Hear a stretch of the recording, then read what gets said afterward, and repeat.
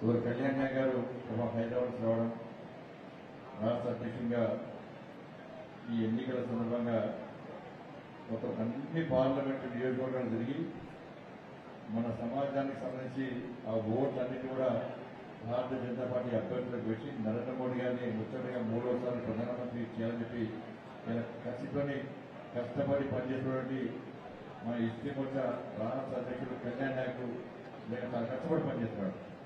అన్ని విషయాలు కళ్యాణ్ నాయక్ గారు చెప్పింది కాబట్టి దయచేసి అందరూ కూడా ఈ ఎన్నికల సందర్భంగా మీ తండాలకు పరిగణించాలి. దాంతోపాటు మన ప్రాంత ఎందుకంటే తండాల పరిస్థితి తెలుసు. బీఆర్ఎస్ పార్టీ ఏ విధంగా తండాలను విస్మరించింది, కాంగ్రెస్ పార్టీ మొన్న ఏ విధంగా హామీలు ఇచ్చి మోసం చేసింది, ఇవన్నీ కూడా మీరు ప్రతి తండాకు విరిగి మన ప్రాంతాలకు వెళ్ళి చెప్పాల్సిన బాధ్యత. మనం ఎక్కడ నరేంద్ర మోడీ గారు ఇక మోసపూర్తి మాటలు ఇక్కడ చెప్పలేదు. కాబట్టి ఇవాళ పొద్దున్న చేస్తే ధర్మాన్ని రక్షించేటువంటి సమాజం ఎస్టీ సమాజం. ఇలా రామ్ రామ్ అని చెప్పి ఉదయం లేచి నమస్తే అంటారు. మీరు ఏమంటారు? ఈ తెగ రామ్ రామ్ అనేటోళ్ళు రాముని పార్టీకి ఓటేస్తారా వేరే పార్టీకి ఓటేస్తారా డిసైడ్ చేసుకోవాలి, అంతే కదా. కాబట్టి అందరు తిరిగి చెప్పాలి. మనం ఇవాళ మళ్ళీ అక్కడక్కడ కాంగ్రెస్ పార్టీ నాయకులు బీఆర్ఎస్ పార్టీ ఎట్లా ఇచ్చారో అట్లా మోసం చేసే ప్రతి చెప్పాలి తండాలి. ఇవాళ చాలా మంది యువకులు కాంగ్రెస్ పార్టీ ఏం చెప్పింది చేవెళ్ల మీటింగ్ లో కాంట్రాక్ట్స్ లో అవుట్ సోర్సింగ్ దానిలో ఇవాళ మీకు అన్ని కాంట్రాక్టుల్లో 12% దాంట్లో కూడా రిజర్వేషన్ సౌకర్యం కల్పిస్తారని ఇచ్చిందా? ఇవ్వలేదు. చెప్పింది ఇవాళ మనమేమో మోడీ గారు చెప్పలేదు. ఇంతకుముందు కళ్యాణ్ గారు చెప్పినట్టు ద్రౌపది ముర్ము గారిని రాష్ట్రపతి మనం చేద్దామంటే కాంగ్రెస్ పార్టీ బీఆర్ఎస్ పార్టీ కలిసి ఇవాళ ఓడగొట్టే ప్రయత్నం చేసినట్టే అది పూర్తిగా గిరిజన సమాజాన్ని ఏదైనా చేసినట్టే అవమానపరచండి. కేసీఆర్ దళితులు ముఖ్యమంత్రి చేస్తారని చేయలేదు. ఇలా మనం చెప్పకుండా కూడా నరేంద్ర మోడీ గారు దళితుల్ని రాష్ట్రపతి చేసినాం, ఒక మైనార్టీని రాష్ట్రపతి చేసినాం, ఒక ఎస్టీ సామాజిక వర్గానికి సంబంధించి ఒక మహిళను రాష్ట్రపతి చేసినాం. కానీ ఇక్కడ కాంగ్రెస్ పార్టీ గిరిజన సంక్షేమ శాఖ మంత్రిని పెట్టే పరిస్థితి లేదు. ఉన్నారా? గిరిజన మంత్రి సీట్ అకౌంట్ లేదు. మాక మంత్రి చాలా కష్టపడి పనిచేస్తారు. కోవిడ్ ఎప్పుడు పనిచేసి తర్వాత పనిచేస్తుంది, దాన్ని ఏమనడం లేదు. కానీ గిరిజన సంక్షేమ శాఖ మంత్రి ఉన్నారా? కాంగ్రెస్ పార్టీ పెట్టిందా? పెట్టి ఇవాళ ఇట్లా అన్ని విషయాలు చెప్పాలి. ఇవాళ దాంతోపాటు రేపు చెప్పాలి.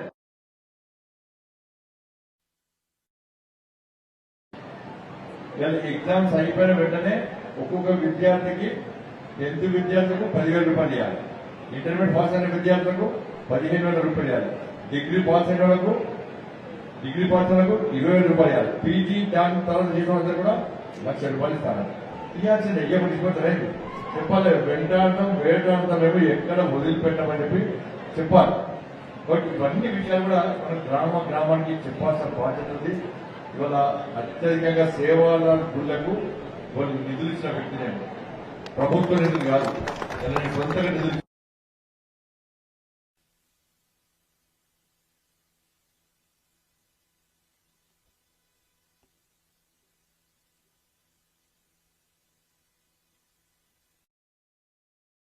ఆశీర్వాదం ముందు వెళ్ళిన వ్యక్తి నేను.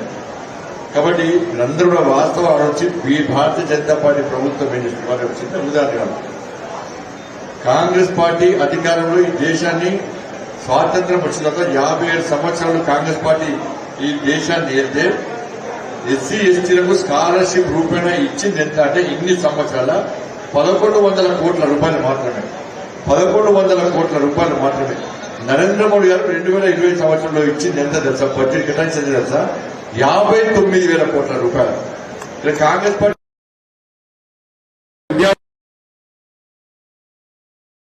మధ్యలో చూపెట్టే పరిస్థితి.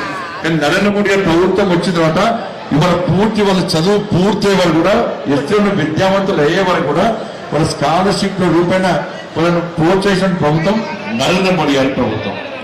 కాబట్టి ఇవన్నీ కూడా గ్రామాలు చెప్పాల్సిన అవసరం. అన్ని విషయాలు మీరందరూ విన్నారు. మరి సమయం లేవని ఇంకా అర్జెంట్ గా 2 కార్యక్రమాలు ఉన్నాయి కాబట్టి మీరందరూ కూడా ఎక్కడ మనం టైం పాస్ చేయదు, షోపుటం పాలిటిక్స్ మనం చేయదు. మనం మన తండాకు పరిమితం కావాలి. మన ప్రాంతానికి పరిమితం కావాలి. మన పోలింగ్ బూత్లలో హైయెస్ట్ పోలింగ్ జరగాలి. నేను నిన్న చెప్పిన ఎన్నికల కమిషన్ ఏం చేస్తుందంటే అత్యధిక పోలింగ్ జరగాలి, అత్యధిక పోలింగ్ జరగాలని చెప్పి ఎన్నికల కమిషన్ కోరుతా ఉన్నారు. ప్రతి వ్యక్తి, ప్రతి భారతీయుడు ఓటు హక్కును వినియోగించాల్సిన బాధ్యత ప్రతి భారతీయుడి మీద ఉంది. ఎన్నికల కమిషన్ కూడా అదే చెప్తున్నది, మీరు ఓటు హక్కును వినియోగించుకోండి, 100% పోలింగ్ జరగాలని చెప్పండి.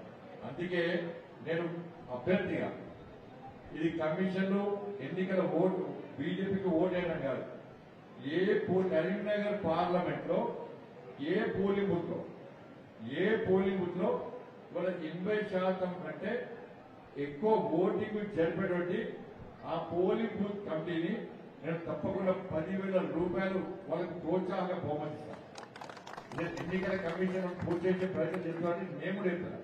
పైసల కోసం కాదు, ఇది ప్రోత్సహించడం. ఏంటంటే 80% 100% పోలింగ్, 80 నుంచి 100% పోలింగ్ ఎక్కడ ప్రజలందరూ ఓటు చేస్తారో ఆ యువకులను పక్కా నేను ప్రోత్సహిస్తాను. అందుకే యువత ఆలోచించాలి. మీరు మీ ప్రాంతంలోని ప్రజలందరినీ ఓటింగ్ తీసుకొచ్చే విధంగా, ఓటింగ్ లో పాల్గొనే విధంగా, వాళ్ళ ఓటు హక్కును వినియోగించే విధంగా మీరు ప్రోత్సహించండి.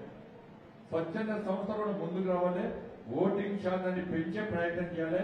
ఎండాకాలం పేర్కొని వేరే రకంగా మనం ఓటుకు వచ్చేటువంటి అవకాశం లేదు కాబట్టి అందరినీ ఓటు హక్కును ప్రోత్సహించే విధంగా ఇలా షాపింగ్ మాల్ లో బంపర్ ఆఫర్లు ఇస్తారు. కానీ ఇది బంపర్ ఆఫర్ కాదు, ఇది ప్రోత్సహించే. వాళ్ళు ఏ పార్టీకి వేస్తారో వేసుకోవాలి, వాళ్ళ ఇష్టం. వాళ్ళు ఏ పార్టీకి వేస్తారో వాళ్ళ ఇష్టం. కానీ ఓటింగ్ రావాలని మాత్రం మనం ప్రోత్సహించాలి. వాళ్ళు తప్పకుండా ప్రోత్సహిస్తారండి. ఇట్లా మనందరూ కూడా మన తండాలో ఎక్కువ శాతం ఓటింగ్ అయ్యే విధంగా మనం ప్రోత్సహించే ప్రయత్నం చేస్తుందిగా మీ అందరికీ విజ్ఞప్తి చేస్తూ పక్కా పనిచేయండి. చూద్దాం ఎవరి పోలింగ్ బూత్ లో హైయెస్ట్ ఓట్లు వస్తాయో చూద్దాం. మనం పక్క మీకు పరీక్ష అయ్యింది, హైయెస్ట్ పోలింగ్ కావాలి, పోలింగ్ అయిన ఓటు చూడాలి. అర్థమైంది కదా? మరి దయచేసి మీరు అందరూ కష్టపడి పనిచేస్తుందిగా మీ అందరికీ విజ్ఞప్తి చేస్తూ మీరు భారీ మెజార్టీతో నన్ను గెలిపేయండి. ఈ 15 రోజుల పాటు మీరు నాకు సేవ చేస్తే 5 సంవత్సరాలు నేను మీకు సేవ చేస్తాను. మరి మీకు సేవ చేసే అవకాశం నాకు ఇవ్వాల్సిందిగా మీ అందరికీ విజ్ఞప్తి చేస్తూ ముగిస్తాను. భారత్ మాతాకి జై, జై శ్రీరామ్.